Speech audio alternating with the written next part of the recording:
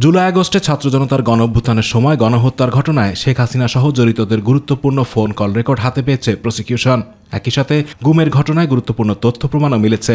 দুপুরে আন্তর্জাতিক অপরাধ ট্রাইব্যুনালে গণহত্যার গুরুত্বপূর্ণ কল রেকর্ড ও গুমের তথ্য পাওয়ার কথা জানান প্রসিকিউটর তানভীর হাসান তোহা ও বিএম সুলতান মাহমুদ। তবে ট্রাইব্যুনালে তথ্য প্রদানে অসহযোগিতার অভিযোগও করেছেন প্রসিকিউটররা।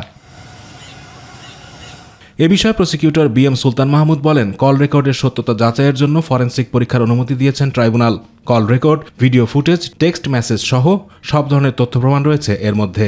বিভিন্ন ভয়েস রেকর্ডিং যেগুলো ফ্ল্যাশ হয়ে যাচ্ছে, এগুলো অথেন্টিকেসি প্রমাণ করার জন্য আমরা এনটিএমসি থেকে, ন্যাশনাল টেলিকমিউনিকেশন মনিটরিং সেন্টার থেকে যে ভয়েস ক্লিপিংগুলো নিয়েছি, এগুলো যাচাই করার জন্য আমরা সিআইডির প্রতি একটা নির্দেশনা ট্রাইব্যুনালে চেয়েছিলাম। ট্রাইব্যুনাল সেটা আমাদের মঞ্জুর করেছেন। প্রসিকিউটর তানভীর জোহা জানান, হত্যাকাণ্ডের আলামত গায়েব করতে সব ধরনের আয়োজন করা হয়েছিল। অনেকেরই আছে, শুধুমাত্র সাবেক প্রধানমন্ত্রীর না, অনেকেরই ভয়েস রেকর্ড বেশ কিছু সমর্থিত এবং অসমর্থিত বিভিন্ন রকমের অনলাইন থেকে শুরু করে এবং অপ্রকাশিত যারা ভবিষ্যতে রাজনৈতিক কার্যে হয়তো বা তারা ব্যবহার করতে পারে এমন কিছু সোর্স থেকে আমরা এই ভয়েস রেকর্ডগুলো আসলে তার কিনা এবং জিও লোকেশনটা কি সেটা আরও যথাযথ তদন্তের জন্য আমরা এই কাজটি করি। পরে চিফ প্রসিকিউটর জানান, জুলাই আগস্ট গণহত্যার ডিজিটাল তথ্য উপাত্ত প্রসিকিউশনের হাতে আছে। এসব আলামতের পরীক্ষা করবে সিআইডি।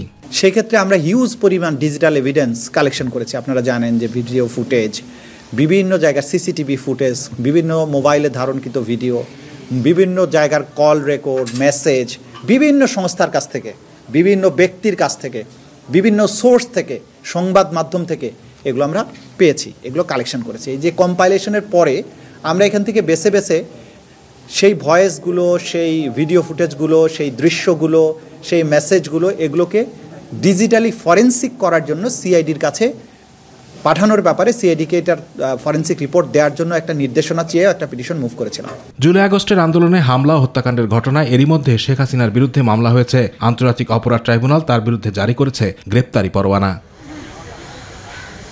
আতিকুর রহমান তিতাস, মাই টিভি।